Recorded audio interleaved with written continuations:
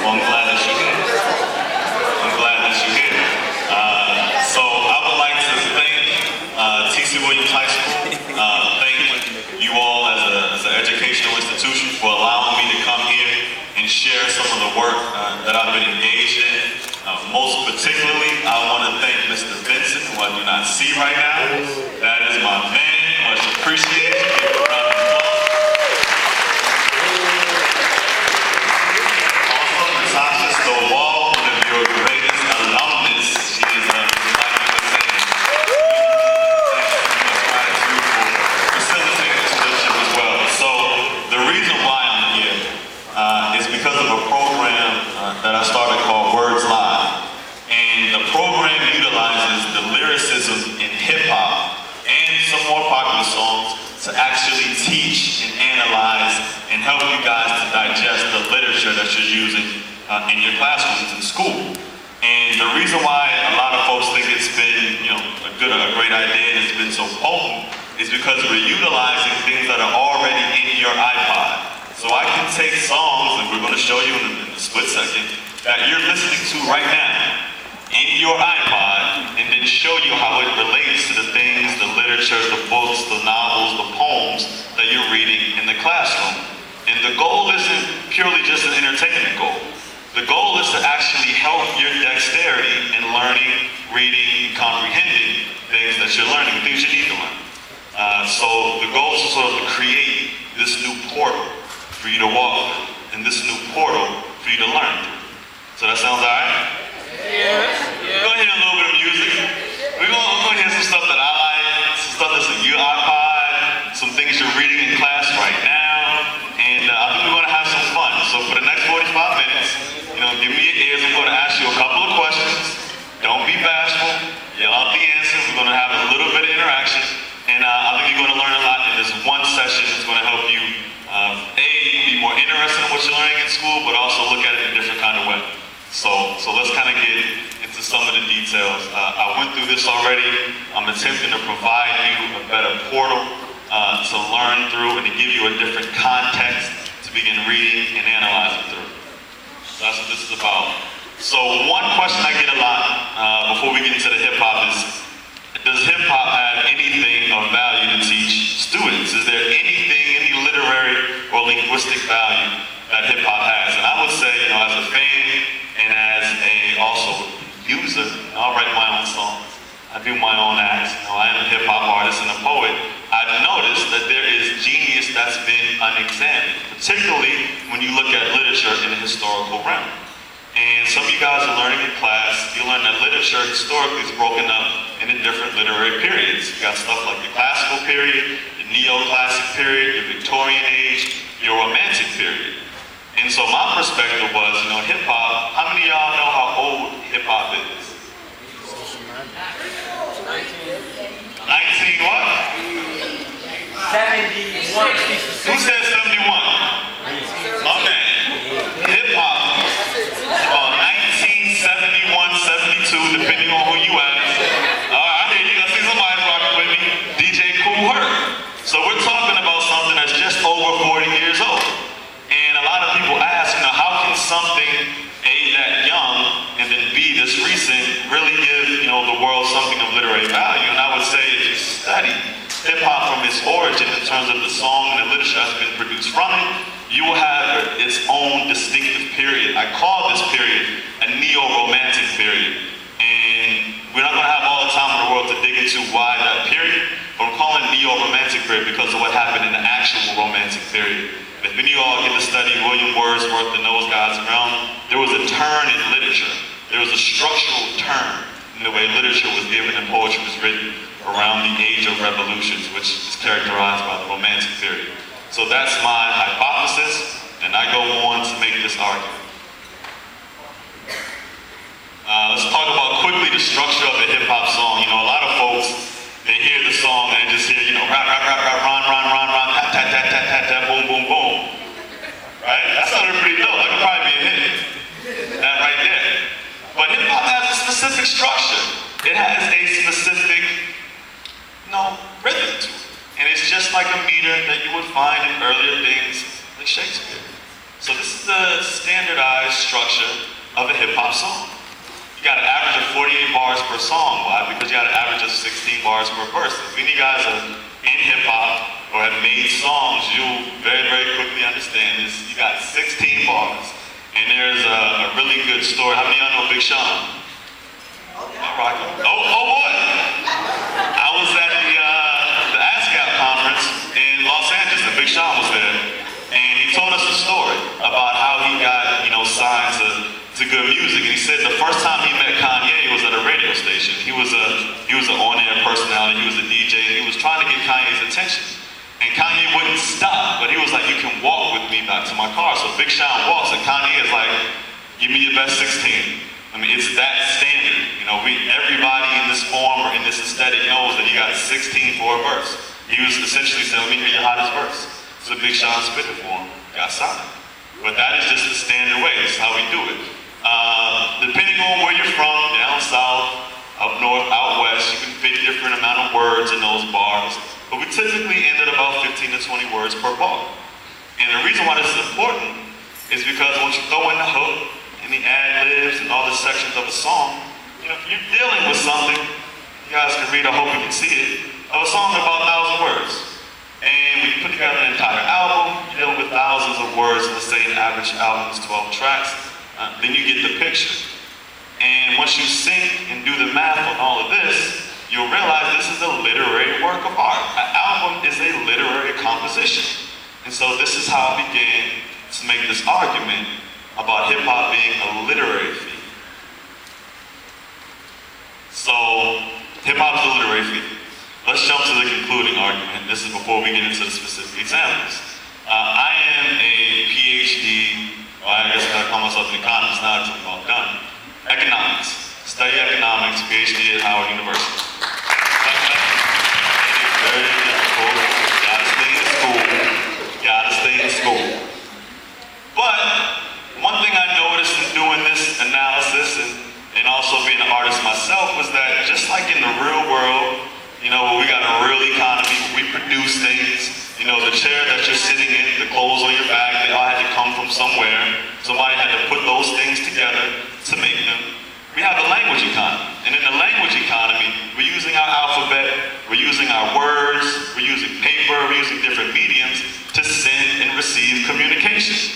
Right? Our language is structured so that we can talk to each other, so that we can understand each other, so we can describe things and explain things to each other. There's an economy around that because we don't have an infinite amount of alphabets. We don't have an infinite vocabulary. We have very finite resources to produce this communication. So along these lines, the analogy goes just the same way someone comes up with a new way to produce something, like that chair, they come up with a new design to make a chair, or they come up with a new type of shirt for you to wear. Poets and artists come out with new ways for us to talk, new ways for us to discuss, new ways for us to explain, new ways for us to describe. So the way the analogy goes is that poets create the technology in the language economy the same way a scientist or an inventor creates technology in the real economy. And the extreme extension is that, Nas to me is just like Steve Jobs. Nas is, in the language economy, what Steve Jobs is in the real economy. They're both scientists and creating technology that makes it easier for us to do the things that we do in that particular economy. Y'all still with me? Yeah. I like y'all, man. Those singers that's they're missing out today. So let's go to something. This looks crazy. And I apologize for the resize of this. Simile. All kinds of literary devices. And the way that this program is structured is we go through, at this point, 85 different literary devices, and I can break down their historical relevance and the literature that we all know, grew up in, and read in school, and perhaps even read outside of school, and the way that they've remained or evolved all the way through the hip-hop period. So this whole entire program goes over 80 literary devices. We're going to hopefully go through a few today, but we're going to start with one in particular because you guys, I've been told, are reading The Great Gatsby. How many of you have already read it in the school? Even better. How many are reading it right now or this year? Very, very good. Excellent time. So let's talk about a simile. Now, I hesitated to use simile because I think it's one of the most overdone literary devices. I feel like everybody thinks that they know what a simile is. Everyone uses some kind of form of it. You know, the definition of it is extremely simple. But the application of a simile is extremely sophisticated. And we're going to break this down in a second. How many of you guys have ever taken an IQ test? A couple of you. Right here in the front row, what was the IQ test like? What did it was a lot of words, like what? You know, how did you feel while taking it? It's a little long, right? You don't like being judged. I understand that. And the odd part about an IQ test is that psychologists have measured your intellect by your ability to match patterns and your ability to make what's called a cognitive connection. It's your ability to connect 2 or 3 seemingly distant things and say how they're alike. This is essentially what psychologists have found is the basis for intelligence. So we have this thing that we call analogy, but from a device standpoint, we have this thing called a simile. And a simile functions exactly the same way those psychologists were arguing that intelligence itself functions. And that's, do you have the ability to connect 2 different ideas? So the definition of a simile is pretty simple, right? It's, you know, you use like or as, you connect 2 things. The difficult part is in the applicability. So if I want to describe something, we typically call that what an adjective, right? You guys know in high school. When you describe a noun, a person, place, or thing, you give it some type of descriptive name in front of the noun, you call that an adjective. Just like when you want to describe an action, right? When you describe a verb, an adverb, so you put the word in front of it, and it describes how that action is taking place. Well, a simile is another way of describing. Remember what I said about that technology, that artists and poets, they give us new ways of looking at things, new ways of explaining or describing something. So someone who is very, very good or masterful at using a simile is going to give you a different way to look at something. And that's really the benefit, is that they bring in this other seemingly disparate, seemingly, you know, distant idea. They bring it right front and center with the idea they're talking about to describe a person, place, or thing, or an action. And so that's where the value really comes from. So now that we got that down, let's take a look at something. Who's this guy? He's the author of The Great Gatsby, right? Now, are any of you guys going to see the movie? It comes out. Almost, right? Some of y'all may not be old enough. I don't know if it's rated R, but oops to your parents if it is. So we got this huge film coming out, right? Whole bunch of Hollywood actors, star-studded. It's written on this book that everybody in high school has to read, and it is essentially a hip-hop story. I said it. Hip-hop story. So let's encapsulate very quickly. You get the main character, Nick moves to New York. He's what they call new money, and some of y'all follow Cash Money or YMCB. New money, he's young money. He's surrounded by an establishment that has been wealthy for a long time, and he's an outsider. He encounters characters, a network of characters, in fact, including The Great Gatsby. He does not like the kind of life that they're living. There's all types of tragedy and love affair and all types of drama in this particular novel. And for some of us, it's quite gripping. You know, we can't put the book down. And I'm sure the movie will do very, very well. Well, you know, we got this artist, y'all might know him by the name of Jay-Z. He actually did the score for the movie. He is probably the poster child for that exact scenario. Started from the bottom, now we hit it, right?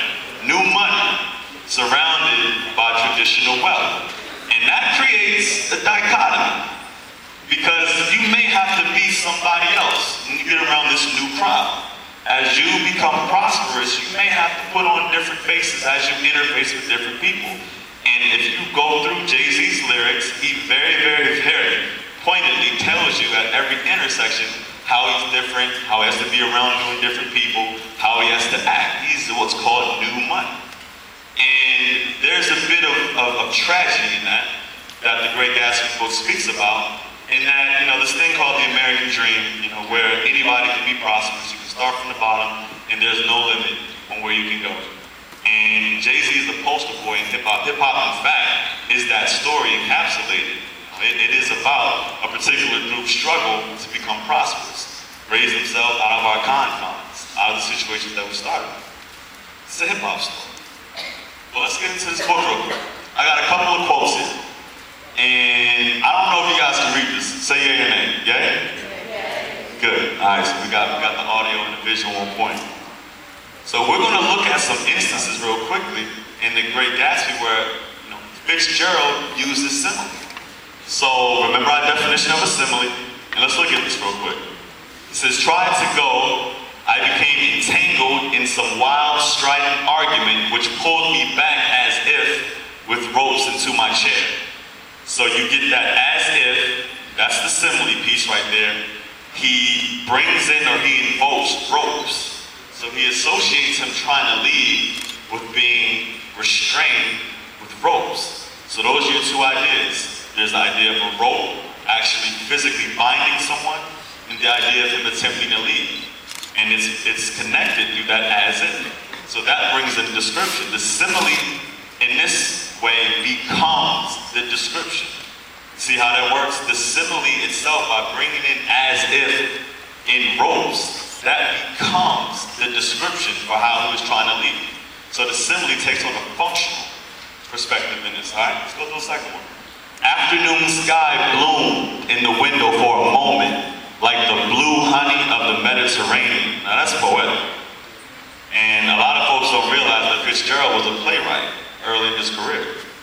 And let's go through this. So you use like or as, you use that again to connect blue honey from the Mediterranean to what was going on in the sky. So again, two ideas, the sky and the blue Mediterranean, the blue honey of the Mediterranean, connected by light to show you, to give a better description about what was happening in the sky. Let's go through a third one. Made the dim enlargement Mrs. Wilson's mother, which hovered like an ectoplasm on the wall. Who knows what ectoplasm means? I use that on purpose. I see one hand. Yell it out. Is that again? It's like the ghost, right? If you guys don't, you might be too young for like Slimer and Casper and all of that, those things that I grew up with. But this is like that ghost. And what Fitzgerald was describing in this scene was a big painting that was hung. And some of you guys remember from the book, Mrs. Wilson, they had a big painting of her. He said it hovered like ectoplasm. You get that light? You get those two ideas? When you describe the position of the painting, he uses and connects that with ghosts, ectoplasm. That's the power of symbols. Let's do a few more. Strolled back into the library as if to a vigil beside a perfectly tangible body. Man, this dude is poetic. Very, very, very poetic. You can see again, if you want to describe the way people walk, strolled back as if to a vigil beside a perfectly tangible body. Going back into a funeral. You know, the power of similes is that once you connect to a different idea, once you bring in something completely and remotely different, it enhances that description. You can use a million words to try to describe something, or you can use a simile and connect it to an entirely different idea and transfer a whole host of characteristics. Almost done with Fitzgerald, each light deserting her with lingering regret, like children leaving a pleasant street at dusk. How many of y'all had to go in when the street lights came on? They still doing that? I used to hate that. I used to get in trouble all the time because we would always be playing football outside, and the street lights, I felt like, would always come on early and early in the summertime when everybody's having fun. I used to hate having to go inside, especially when mom would come out into the street and let everybody know that it was time for me to go in front of all my friends. I used to hate that. But you see Fitzgerald invoking that same thing, like children leaving a pleasant street at dusk. Kids are having fun. So they're like, man, I don't want to go in. He's saying each light deserted her with the lingering regret, the same way those kids are regretting having to go in. That's the power of the simile. And finally, stirring warmth flowed from her, as if her heart was trying to come out to you, concealed in one of those breathless, thrilling words. And again, you're given a whole host of characteristics. All he's describing is just the warmth that flowed out of him. So when you're reading Gatsby, and you're reading the story with complicated characters and a complicated plot. Another point where a lot of students get hung up is the language itself. You might have read Gatsby, some of you already read it, and ask yourself, why is he writing like this? Like, why are you saying this like this? And the reason is because these methods, these devices, these similes are meant to enhance the description. They're meant to give you a better glimpse, a better description as to why or how something was done. If it was a person, place, or thing, it's going to be a better adjective. If it's an action or it's a verb, it's going to be a better verb if I link it to different ideas and connect it. So simile is a pretty deep device, although it's commonly thrown around, commonly used. And what we're going to do now is look at some usage in hip-hop. And I have an interesting hypothesis that some of you are going to catch by the end of this, is that hip-hop artists have evolved from similes. So they've understood simile, they crushed it, but they've actually added a different nuance and a different aspect to simile. We're going to see that in a second. So who knows who this guy is? Rakim. Who said that? Oh man, we got some old school. That's the thing I'm always interested with when I go to high school. It's like, y'all know some of the old school rappers, and to me, that warms my heart because these are some of the guys that I grew up with. So this is Rakim, and Rakim is, if you go into deep hip hop circles, the hip hop purists, you may get that Rakim is the greatest lyricist that ever came out of hip hop. A lot of people will say that. It's arguable. I'm not going to stand up here making that argument. I'm just saying a lot of arguments happen, a lot of fights happen, because people want to, sort of put up Rakim as the greatest of all time. I want to listen. Let's take a listen. Let's bring some audio in here real quick. I want you guys to listen to one of his verses. Rakim is in this. Rakim, the microphone solo with this. Rakim. When I'm out popping, either hanging or shopping, people see me stopping, ask me when the album dropping. The wait is over. In formation like a soldier, like I told you, greater, stronger. Now that I'm older, I wrote the coldest balance with overloads of talents. My only challenge is not to explode in balance. I'm Asiatic and blazing microphones a habit. At least once through the course of a day, it's automatic and get power. Mine of an Egyptian pharaoh, fall from shallow. Thoughts travel like an arrow, a lost monotony. So far they can't stop me. Wrong on property like Omar Gaddafi. More thoughts than Bible recital, taught to sniper. A solo of mics, the world scatter like a rifle. Thoughts is trifle, I'm busting these for you. Hey yo, technical difficulties, so it's Alright, so what I'm going to do, if we turn down the volume on the actual laptop, and if you can't get it, just let me know. I think it'll sound a little more pure when it comes to that speaker. If it's not possible, just let me know. But that was a verse called, or a verse on a song called It's Been a Long Time. And I selected out 3 instances of some similes. And when you're rapping, you're kind of going at it, quick, boom, boom, boom, you're in the flow, you're in the rhythm. So you may not get the same, speed of analysis if you're reading a book. But when you write or rap, it's the same exact process. You're writing these similes down to make them towards music. So you get in a formation like a soldier. My thoughts travel like an arrow, so words scatter like a rifle. We're digging some deep poetry here again. Let's kind of dig down to the third one. So words scatter like a rifle. With similes, what you often find is you can interchange like or as. You could have said, so words scatter as if it was a rifle. Violent reference, but with a rifle. What happens with a rifle? Shoots straight, shoots hard, right? Shoots very targeted. And this is one usage of a simile. He's saying the words that I write, traveling straight at you, hitting you hard. Bullets that come out of a rifle. And that's what he's likening his compositions to. That's what he's likening his songs. The same way when he says, my thoughts travel like an arrow. Arrow goes for some long distance, right? You have what's called archers. You know what archers are? they extend the bow back, let the thing fly. But the thing about the arrows usually, at least traditionally in history, they were made for distance. Again, this is another reference to the power of his thoughts. The travel, got distance on it. Travel like an arrow. So he could have just said, my thoughts, I'm always thinking about stuff, man. I'm just, I'm always thinking about things, and I think about a lot, and I have a very, very, cloudy head, and, I have high thoughts, and, I'm smarter than most people. He could have used those descriptors. But instead, he used the simile.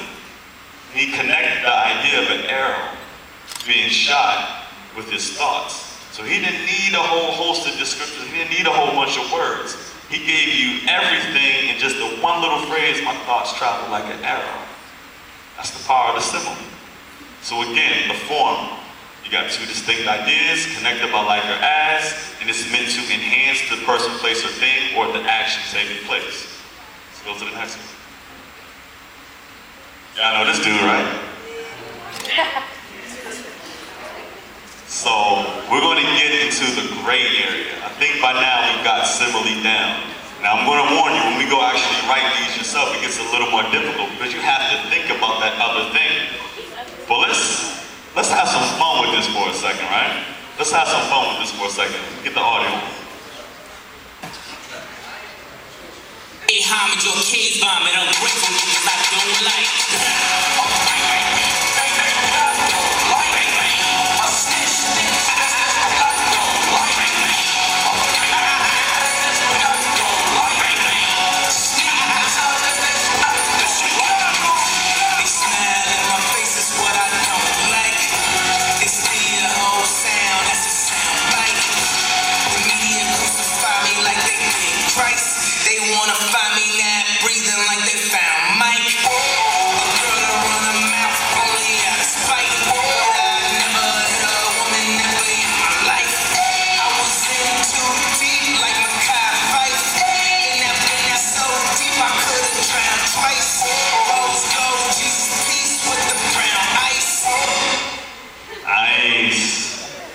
How many of y'all listen to that song on your iPod?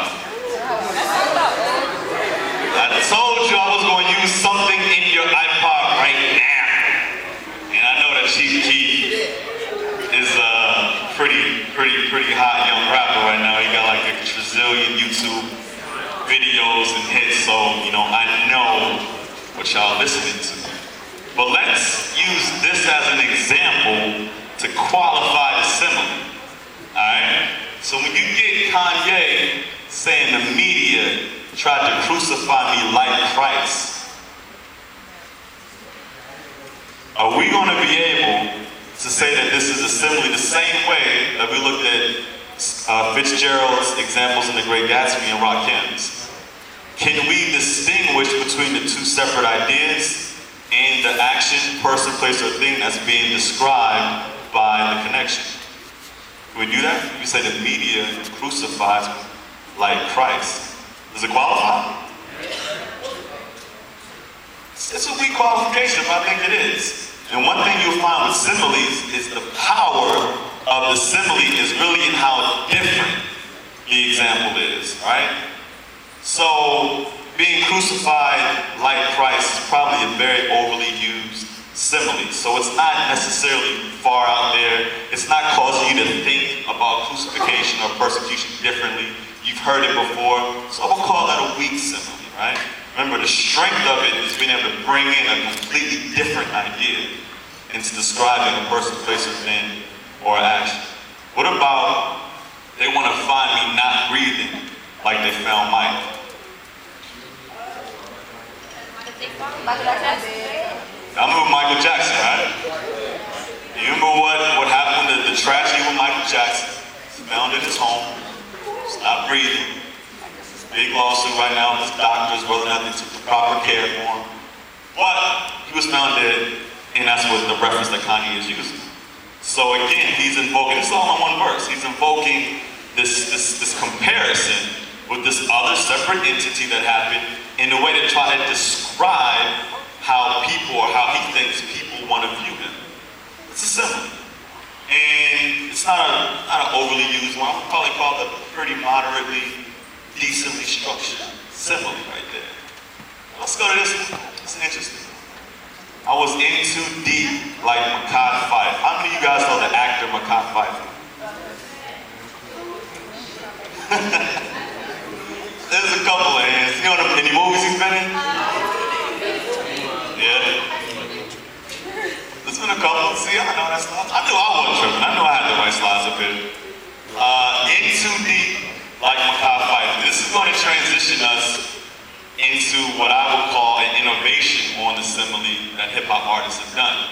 I want to staple this right here, go to the next slide, and come back to this idea about this innovation that hip-hop artists have done on similes. So we got one more. Now, who's this guy? Now, Andre 3000 got to be the most popular rapper that never had his own album. Y'all realize this? He never has produced a single hip-hop album by himself. And he has to be arguably the most popular rapper that's ever done that. Now when he gets on another person's song, he outshines him. He's that talented. But he's never actually produced his own individual album. Well, let's look at something that he does that's pretty interesting. It's going to lead us into what I call an innovational symbolism.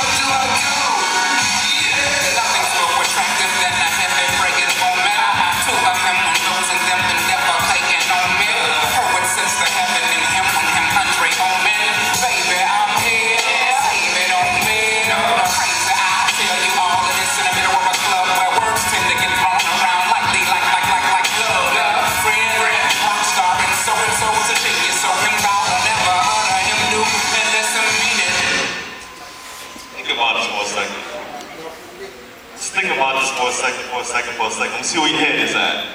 He says, I tend to be in the club where words tend to get thrown around lightly, like love. And he emphasizes the like. So you know I like that because we're talking about similes. But does this qualify? Let me ask y'all, does this qualify? Well, what we've just studied with similes, does this qualify? Who says yes? Does it qualify as a simile? The way we've been studying it, from Fitzgerald to Rakim to Kanye, does this qualify? Who's a brave soul? I see your hand. Come up here. Come on up. Come on up.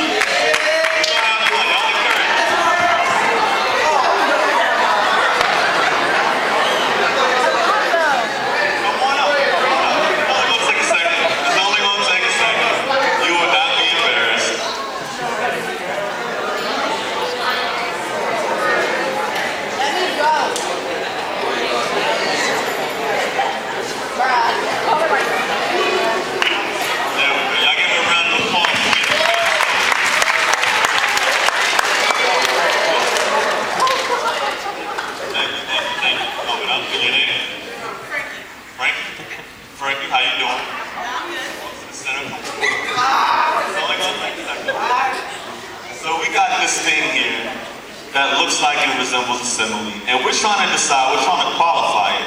Is it really a simile the way we've been discussing? So here, when you have words tend to get thrown around lightly, like love, can we identify two separate ideas in this phrase? No, not really, but I still say it's wrong. Well, let's try to do it. So we got the first thing, right? Where words tend to get thrown around. So A, we got words, which are the things, and we get thrown around, which is the actual action. That's the verb. So we know we're going to try to describe either the words, or we're going to try to describe the action of being thrown around. Remember, the simile is meant to replace a whole host of descriptions. it's meant to use a different idea to transfer over that description. So you don't have to use a whole bunch of words to describe something. So when we use our simile, like or as, are we describing a person, place, or thing, or an action? In this case, we open up with where words tend to get thrown around lightly. So there's the words, there's that thing, then there's the tendency to get thrown around. If you throw something, we all know that's an action. That's the verb. So, do we have a complete simile here when we say words tend to get thrown around lightly, like love?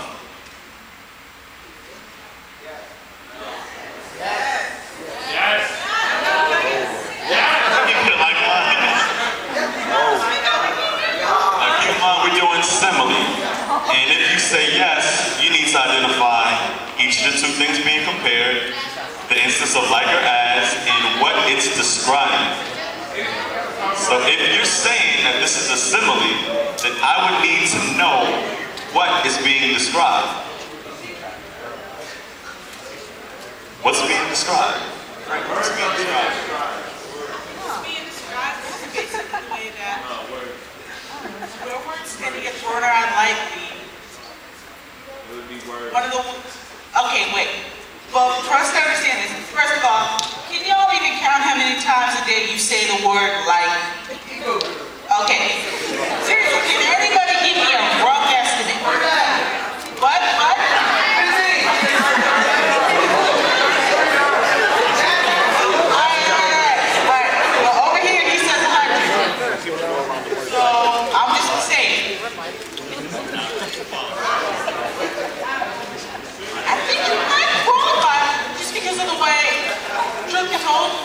You have to dig a little bit deeper with it, but one of the most common things that gets thrown around is the word like. For instance, if you say you're getting thrown around like somebody says like all the time, just imagine you're standing in a conversation and there are those other girls in the corner, and imagine you being tossed around every single time they were like, oh, I really like him. Like him. I really do. You would understand.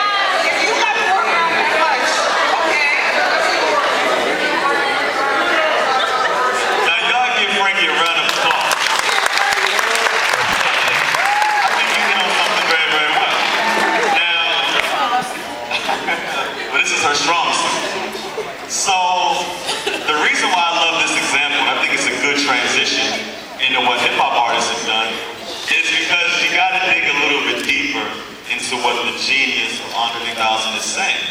When he repeated like, that was an indication of something. He was making an emphasis about something being thrown around. And then he ended it with love. And you guys know Outkast in the background. These are very, very deeply, some would say spiritual, but very, very deeply analytical writers. They always have been. And he's making more of a statement about society in the way we relate to each other, with just throwing around the word love. And that we say it, there's nothing really behind it.